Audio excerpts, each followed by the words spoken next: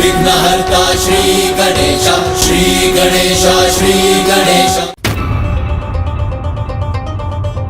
पिताश्री महादेव एवं माता के मध्य अलगाव की एक स्थिति ही उत्पन्न हो गई लंकेश, क्योंकि जहाँ एक और पिताश्री अपने जीवन में एक सच्चे भक्त की रिक्तता के एकाकीपन का अनुभव कर रहे थे, वहीं माता तो कुछ और ही समझकर पिताश्री पर अब संदेह प्रकट कर आहत एवं दुखी हो चुकी थी। स्वामी, महादेव के ही किसी वचनों के कारण देवी पार्वती इतनी आहत हुई हैं। इसलिए मुझे ही उनके निकट जाकर उन्हें सांत्वना देनी होगी, अन्यथा सृष्टि संकट में आ जाएगी। एक विचित्र, एक अपूर्णता का आभास हो रहा है। मुझे अपना जीवन एकाकी प्रतीत हो रहा है, एकाकी प्रतीत हो रहा है। देवी पार्वती,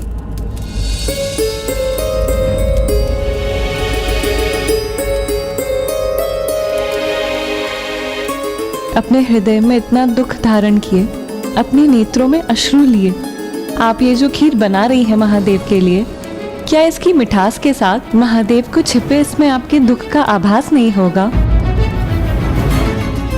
महादेव ने मुझसे जो वचन कहे, उनका श्रवण कर मैं कितनी दुखी हूँ, ये तो उन्हें भी ज्ञात होना चाहिए ना। महादेव ने मुझसे कहा कि मेरा सानिध्य प्राप्त करके भी उन्हें एकाकीपन का आभास है, उन्हें मेरे अतिरिक्त किसी अन्य की आवश्यकता है। ये क्या कह रही हैं आप देवी पार्वती? कहीं आपसे उन्हें समझने में कोई भूल तो नहीं हुई? हाँ देवी पार्वती, आपके अतिरिक्त महादेव किसी अन्य का विचार करे, ये कैसे संभव है? क्योंकि आप तो महादेव के हृदय में वास करती हैं और आपके अतिरिक्त एकमात्र देवी गंगा ही है जिन्हें अपने पावन जलधारा को पृथ्वी पर प्रवाहित करने हेतु महादेव की जटाओं में स्थित होकर उनके समीप रहने की अनुमति प्राप्त है।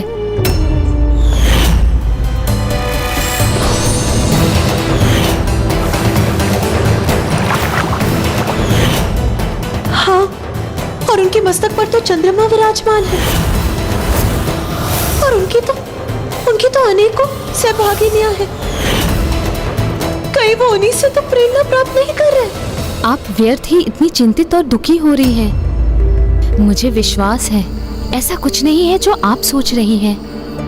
किंतु भ्राता महादेव के हृदय में क्या है, इसका और अनुमान लगाने के पूर्व मैं स्वयं उनके निकट जाकर उन्हीं से इस प्रश्न का उत्तर प्राप्त करती हूँ।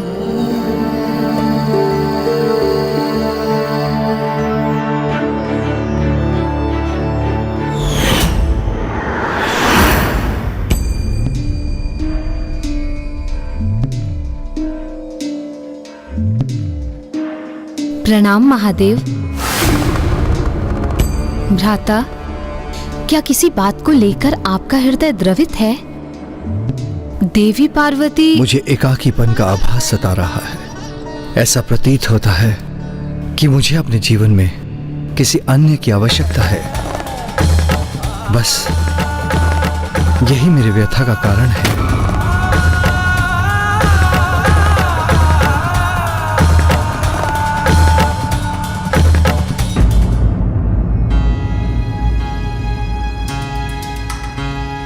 अर्थात ये सत्य है, महादेव किसी का साथ पाने के लिए इतने अधीर हैं।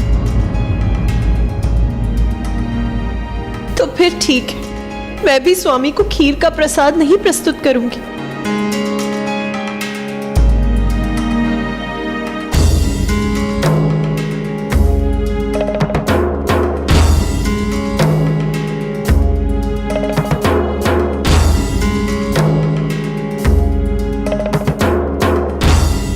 देवी पार्वती का कोप भी अद्भुत ही है, जो बार बार महादेव के प्रति उनके प्रेम का रूप धारण कर प्रकट हो रहा है। मुझे ज्ञात है, स्वामी के मेरे समक्ष होने पर मैं उनसे कितनी भी कुपित क्यों ना हो जाऊं, मैं स्वयं को उनकी सेवा करने से कदापि नहीं रोक सकूंगी। इसीलिए अब यही उचित होगा कि मैं शीघ्र कैलाश छोड़कर अपने पिताश्री महाराज हिमावत के निवास पर चली जाऊं। तब ज्ञात होगा इन्हें कि एकाकीपन क्या और कैसा होता है। नहीं, यदि भ्राता महादेव और देवी पार्वती विलग हो गए तब तो घोर अनर्थ हो जाएगा, और ये अनर्थ न केवल उनके जीवन में ही होगा अपितु सृष्टि को भी इसका परिणाम भोगना होगा। मुझे किसी भी मूल्य से इस अनर्थ को रोकना ही होगा।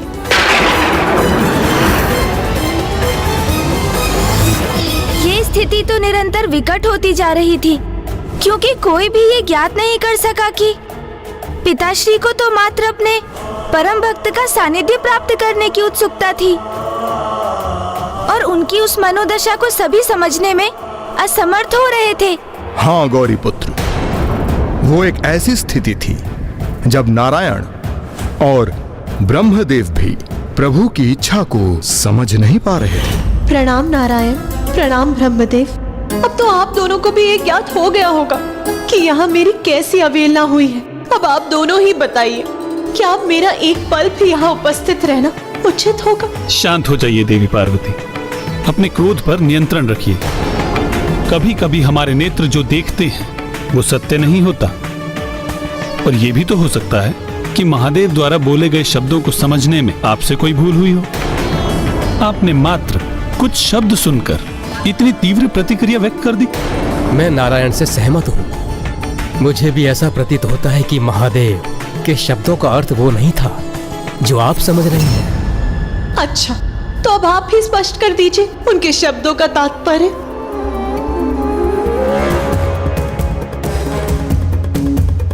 मेरा प्रश्न सुनकर निरुत्तर हो गए ना आप दोनों? इस प्रकार शांत मत रहिए, समझाइए मुझे स्वामी के शब्दों का अर्थ। यदि आप भी कुछ कहने में असमर्थ हैं, तो फिर आप अपने भोलेनाथ को उचित ठहराने का प्रयास मत कीजिए। किंतु उन्हें ये कहने में तनिक भी संकोच नहीं हुआ कि मेरी उपस्थिति होने पर भी उन्हें एकाकीपन का आभास हो रहा है। तब तो मेरा यहाँ एक पल भी रुकने का कोई औचित्य नहीं। और अब आप में से कोई भी मुझे यहाँ रोकने का तनिक भी प्रयास मत कीजिएगा, क्योंकि मैं यहाँ से प्रस्थान करने का निर्णय ले चुकी हूँ। अद्भुत सौंदर्य है।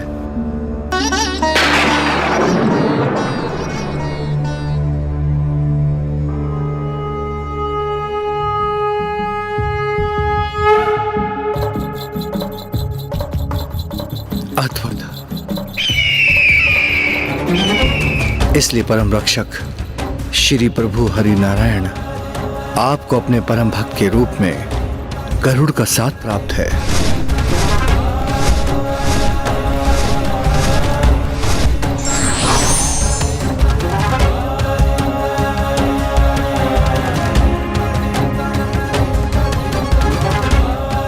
सौम्यता, पवित्रता, तेजस्विता एवं सौंदर्य अर्थात ये हंस उन सभी गुणों से संपन्न है जो ज्ञान के प्रतीक है। इसलिए समस्त ज्ञान के स्वामी, इसलिए श्री प्रभु ब्रह्मदेव को अपने परम भक्त के रूप में हंस का सानिध्य प्राप्त है।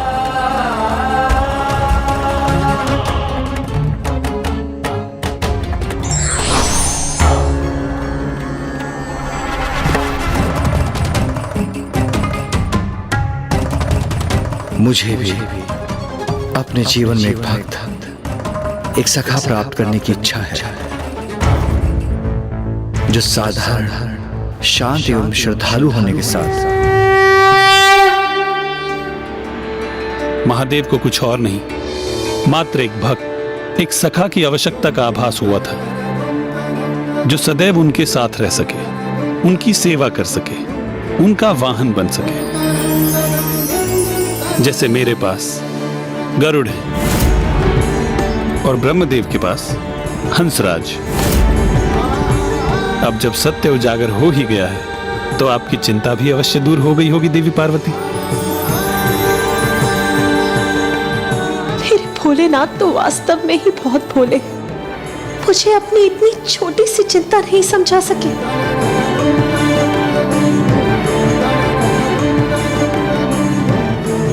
और मैंने भी तो उनके शब्दों के अर्थ का अनर्थ ही कर दिया। फिर क्या हुआ लंकेश? क्या नंदी जी का साथ प्राप्त करने के लिए मामी जी और मामा श्री हरि नारायण उनके सहायक बने, क्योंकि वो तो उनके लिए कुछ भी करने के लिए तत्पर थे। अवश्य तत्पर रहते थे, क्योंकि उन्हें भी तो समय समय पर प्रभु की सहायता की आवश्यकता होती है। किंतु हमें नारायण पर केंद्रित ना होकर मेरे प्रभु महादेव शिव शंकर शंभू की कथा में स्थिर रहना चाहिए। सत्य तो यह था कि उस समय नंदी जी को कोई ढूंढ कर नहीं ला सकता था, क्योंकि उनका उस समय तक जन्म भी नहीं हुआ। उस समय तक जन्म भी नहीं हुआ। उस समय तक जन्म भी नहीं हुआ। उस समय तक जन्म भी नहीं हुआ। और आपके प्रिय मामा जी श्री हरि नारायण उस समय इस समस्या का समाधान ढूंढने में असमर्थ थे। वो तो मेरे पर पितामह ब्रह्मदेव थे, जिन्होंने इसका सुझाव दिया। हमें महादेव को उनकी इस अवस्था से बाहर निकालने के लिए उन्हें उनके परम भक्त से मिलवाना ही होगा। किंतु वो कौन है और कहाँ है जो महादेव के सखा बनने के योग्य है? महादेव के सखा तो वही हो सकते हैं जो महादेव के समान हो,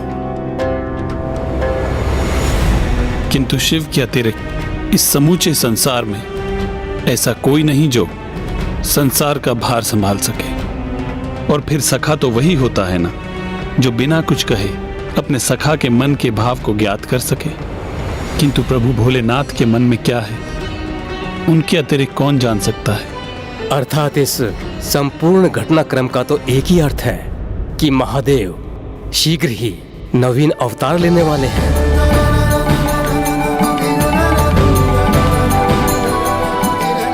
किंतु प्रभु तो तभी अवतार ले सकते हैं ना, जब संसार में कोई इतना धर्मनिष्ठ और पवित्र हो जो महादेव के पिता बनने के योग्य हो।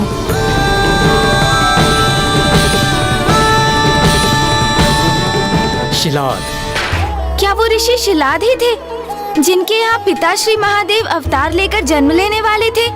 तब तो पितामह ब्रह्मदेव के सुझाव पर स्वयं त्रिदेवियों को भी विश्वास नहीं हो रहा था कि ऋषि शिलाद ही प्रभु के अगले अवतार के पिता बनने वाले थे। किंतु ऐसा क्यों था लंकेश? क्योंकि जब उन्होंने ऋषि शिलाद के जीवन का ध्यान से अवलोकन किया तो उन्हें उसमें कुछ भी असाधारण दिखाई नहीं दिया। कौन है ये ऋषि शिलाद जिनका उल्लेख ब्रह्मदेव कर रहे हैं?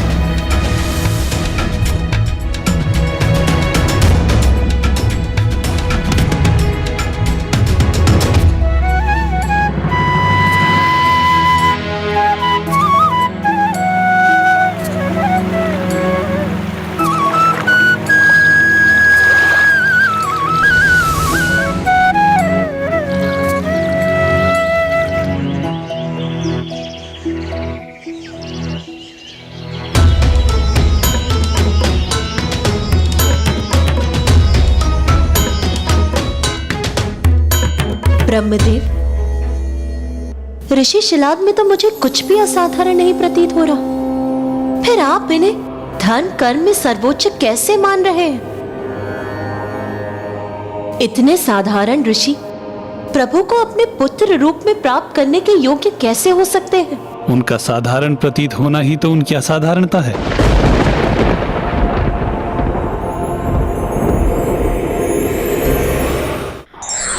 सांसारिक लालसाओं से दूर रहकर एक साधारण जीवन का व्यापन करना कहीं अधिक कठिन कार्य होता है।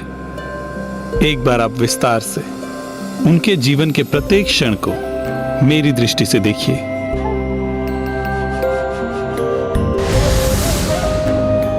जब अन्य सभी निद्रा में डूबे रहते हैं, तब अति निद्रा एवं आलस्य के विकार को त्याग कर ऋषि शिलाद ब्रह्म मुहूर्त में ही अपनी सैया को त्याग देते हैं। दिवस के आरंभ में अपने इस भक्त का प्रणाम स्वीकार करें प्रभु।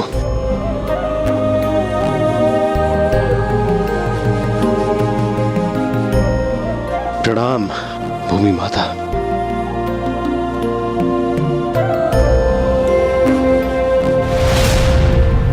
उनके समकक्ष के ऋषिगण जब अवकाश की बेला में सुख एवं आनंद में लीन रहते हैं, तब भी ऋषि शिलाद अपनी पूजा आराधना में ही लगे रहते हैं।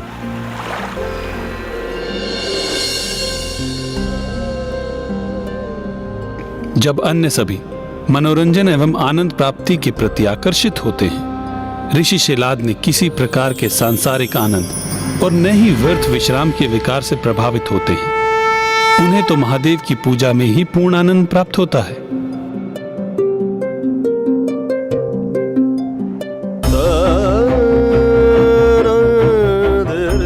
जब अन्य सभी स्वादिष्ट व्यंजन एवं मिष्ठानों के प्रति आकर्षित होते हैं, ऋषि शिलाद एवं लालच रूपी विकारों से तनिक भी आकर्षित हुए बिना साधारण सात्विक भोजन प्राप्त कर आनंदित होते हैं।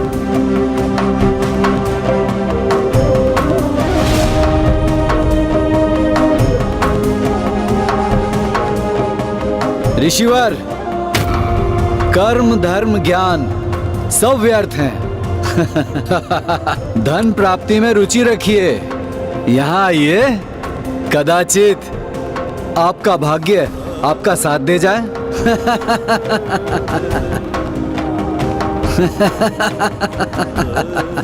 जब अन्य सभी धन एवं द्वैत क्रीड़ा के प्रति आकर्षित होते हैं, वहीं ऋषि शिलाद मोह माया के विकारों से स्वयं को सर्वथा मुक्त रखकर ज्ञान बांटने और उसका विस्तार करने के लिए तत्पर रहते हैं।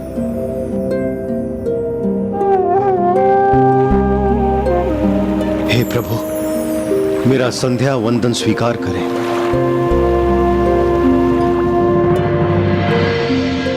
जो जीवन में भूल कर भी किसी विकार से ग्रस्त नहीं हुए और ना ही किसी दोषपूर्ण व्यवहार से आकर्षित हुए, जो सदैव धर्म पथ पर पूर्ण एकाग्रता से अग्रसर रहे।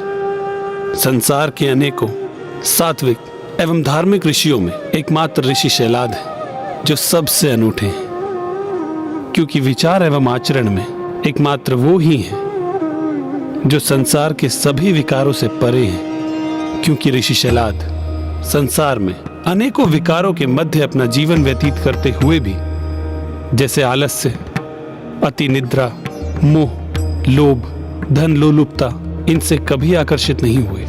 उनका आत्मनियंत्रण, उनकी धर्मनिष्ठा तो अतुल्य है और सभी विकारों से परे रहने का ये श्रेष्ठतम गुण एकमात्र ऋषि शिलाद में ही है। इसलिए वो साधारण होते हुए भी असाधारण है। ये तो सर्वथा सत्य है। भावी युगों में भौतिक आकर्षण के मायाजाल में उलझकर किसी भी मनुष्य के लिए एक साधारण जीवन व्यतीत करना अत्यंत कठिन होगा। अनेकों प्रलोभन मनुष्य को भ्रमित कर उन्हें ईश्वर से दूर ले जाएंगे। इसलिए जो मनुष्य स्वयं को इन प्रलोभन से मुक्त रख समस्त विकारों से दूर रहेंगे, वही असाधारण कहलाएंगे और प्रभु कृपा के पात्र भी बनेंगे। जैसे कि अभी ऋषि शिलाद, जिन पर प्रभु की कृपा होने वाली थी। मैंने सत्य कहा ना लंकेश? आप उचित कहते हैं गौरी पुत्र। ऋषि शिलाद में कोई भी विकार नहीं था, इसलिए उस समय उनके समान इस पृथ्वी पर कोई नहीं था और वो प्रभु की कृपा के योग्य भी थे। किंतु इसमें अभी भी बहुत बड़ी बाधा शेष थी। ऋषि शिलाद एक सन्यासी हैं, इसलिए उनका विवाह असंभव है। ब्रह्मदेव फिर स्वामी ऋषि शिलाद के पुत्र के रूप में कैसे जन्म ले सकेंगे?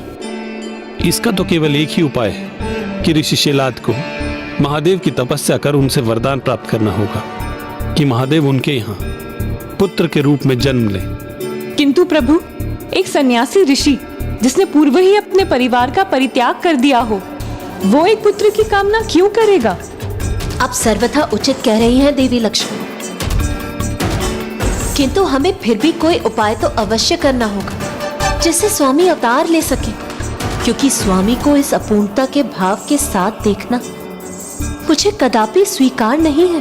तब तो हमें ऋषि शिलाद को संतान का महत्व समझाकर संतान प्राप्ति के लिए प्रेरित करना होगा। ब्रह्मदेव, आप देवराज इंद्र को आदेश दें कि वो स्वर्ग लोक में एक महायज्ञ का आयोजन करें और सभी ऋषि मुनियों को आमंत्रित करें। और शेष उपाय आप मुझ पे छोड़ दीजिए। श्री हरि नारायण की क्या युक्ति थी? वो क्या करने जा रहे थे लंकेश? चतुराई भरी योजना का निर्माण कर अपने कार्य को सिद्ध करना यही तो नारायण सदैव करते हैं, किंतु हम नारायण की बात फिर से क्यों कर रहे हैं? मुझे तो मेरे प्रभु शिव शंकर शंभु की कथा पर ही स्थिर रहना है। उनकी पूर्ण योजना तो केवल नारायण को ही ज्ञात थी, किंतु उनके सुझाव पर ब्रह्मदेव ने इंद्रदेव को स्वर्ग में महायज्ञ आयोजन करने को कहा और सभी महान ऋषियों को उसमें भाग लेने के लिए आमंत्रित किया। और ऋषि शिलाद को निमंत्रण देने स्वयं नारायण ही उनके समीप चले गए।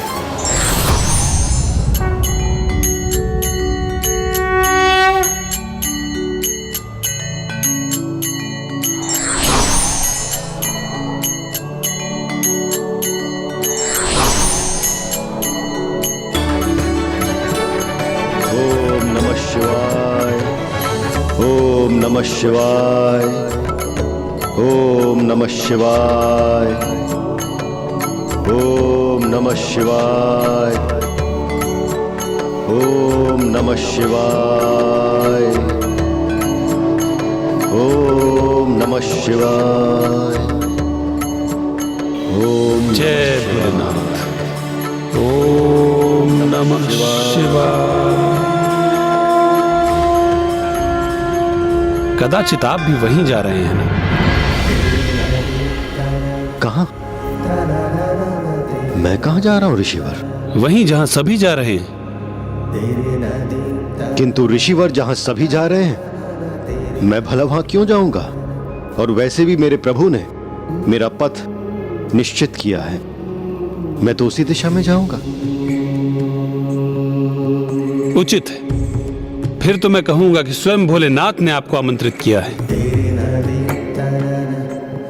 जी हां, आपको ज्ञात है आज स्वर्ग लोक में एक महायज्ञ होने जा रहा है, जहां सभी ऋषि मुनि आमंत्रित हैं, जहां सभी पुण्य आत्माएं प्रस्तुत होंगी।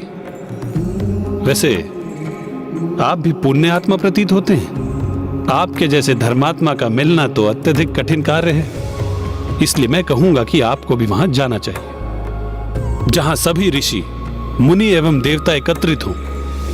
ऐसे स्थान पर जाना बड़े सौभाग्य से प्राप्त होता है। किंतु ऋषिवर, मुझे मेरे प्रभु से यही भेंट हो जाती है, उसके लिए मुझे कहीं जाने की आवश्यकता नहीं। आवश्यकता है ऋषिवर, क्योंकि कभी कभी हमारी नियति हमें ऐसे स्थान पर ले जाती है जहां हमारे धर्म के ज्ञान में वृद्धि होती है। और वैसे भी ज्ञानियों के मध्य तो महाज्ञान ही उजागर होता है ना। और मुझे तो पूर्ण विश्वास है कि प्रभु भोलेनाथ ने इस मंदिर में हमारे मिलने का संजोग इसी कारणवश बनाया था। मैं आशा करता हूं कि हमारी अगली भेंट स्वर्गलोक के महायज्ञ में ही होगी।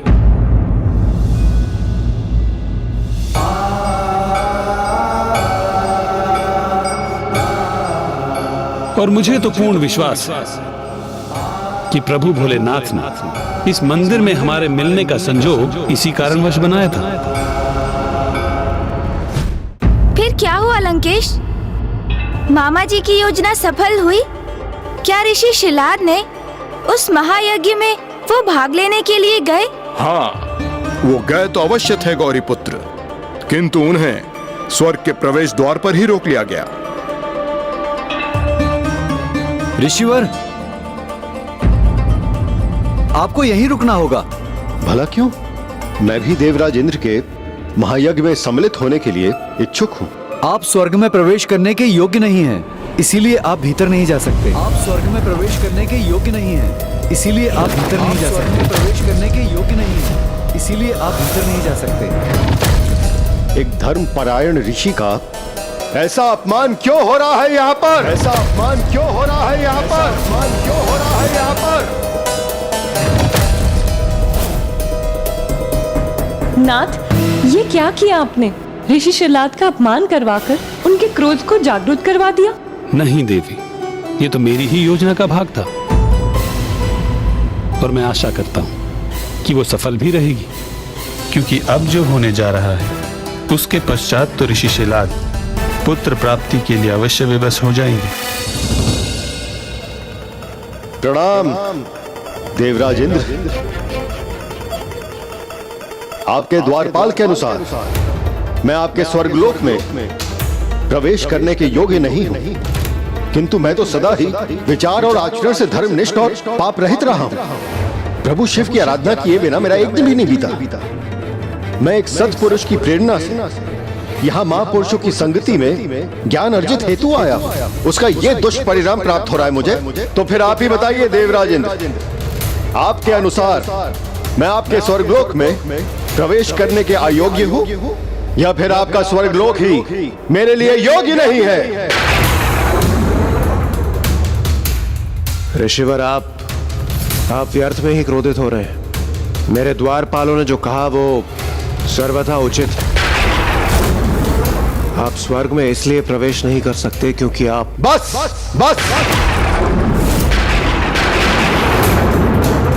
मुझे तो विश्वास नहीं हो रहा कि आप भी अपने द्वारपाल के कथन का समर्थन कर रहे हैं। ऋषिवर, दुर्भाग्यवश यही सत्य है।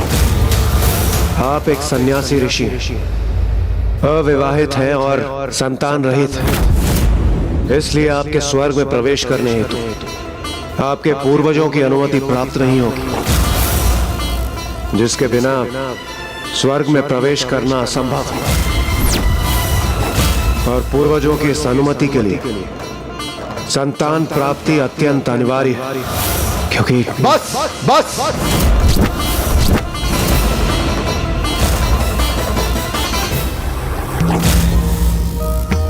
तो ये है आपकी योजना भ्राता नारायण।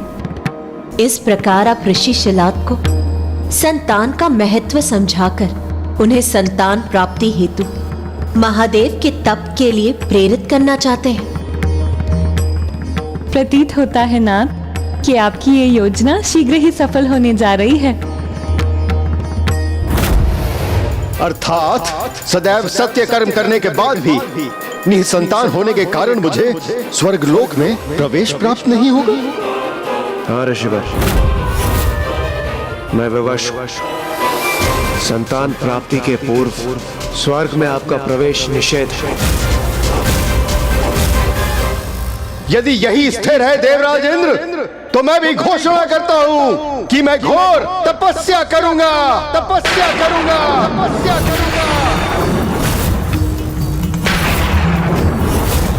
नारायण, जो आपने सोचा था वही सफल होता प्रतीत हो रहा है। अब ऋषि शिलाद पुत्र प्राप्ति के लिए महादेव की घोर तपस्या करने वाले हैं और अपनी तपस्या के परिणाम स्वरूप अर्जित अपनी तपोशक्ति से मैं एक अन्य स्वर्गलोक उत्पन्न कर लूंगा।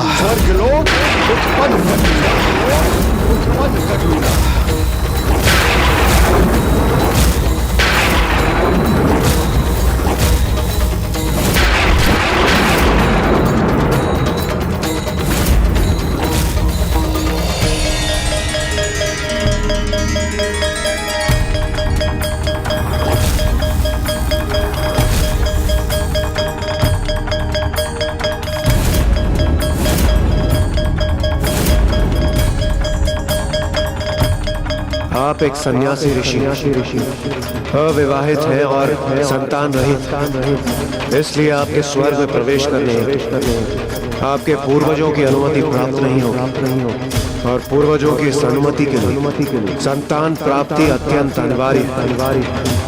और अपनी तपस्या के परिणाम स्वरूप अर्जित अपनी तपोशक्ति से मैं एक अन्य स्वर्गलोक उत्पन्न कर लूंगा।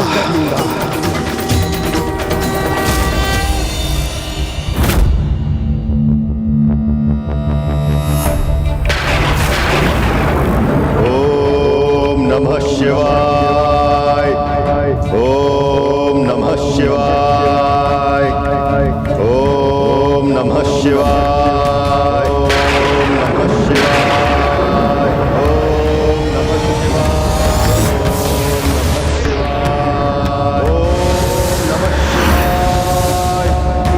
ओम नमः शिवाय, ओम नमः शिवाय। मामा जी की योजना असफल हो गई क्योंकि ऋषि शिलाद ने तो संतान प्राप्ति के स्थान पर एक नवीन स्वर्गलोक के निर्माण हेतु तपस्या करने का प्रण कर चुके थे।